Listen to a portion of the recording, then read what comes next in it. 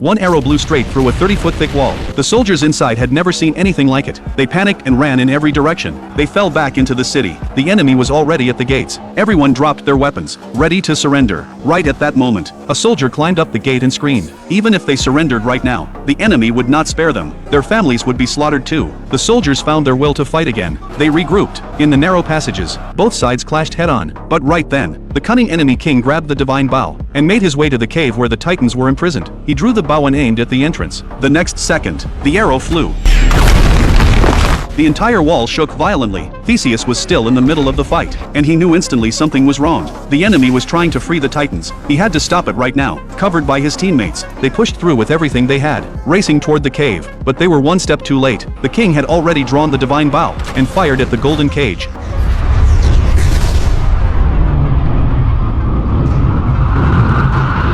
Every single titan broke free. By the time Theseus realized what was happening, his allies had fought to the death to get the bow back, but the titans surrounded them and crushed them to pieces. This war no longer belonged to humans. Then, 5 beams of holy light came down from the sky. Zeus and the gods descended, ready to wipe out the titans. One titan lunged for the divine bow. Zeus slammed him straight into the wall. The gods moved way faster than the titans. In the blink of an eye, multiple enemies were taken down. On the other side, Theseus caught up to the king. The two went at each other, pure strength against strength. But slowly, Theseus started to wear out. A few heavy hits drove him down to his knees. The king thought the win was his. He wiped the blood off his dagger and slowly closed in. But he didn't notice. Theseus had a broken shard hidden behind his back. The moment the king moved in for the kill, Theseus exploded into action. He tackled the king to the ground and drove the shard straight into his body. Meanwhile, the gods were powerful, but the titans kept coming. 3 gods fell one after another. Even Zeus's own daughter, Athena, was struck down by the titans. Zeus was done holding back. He made his final move. Standing on top of the cage, he pulled the chains and brought down the massive stone statues holding up the cave.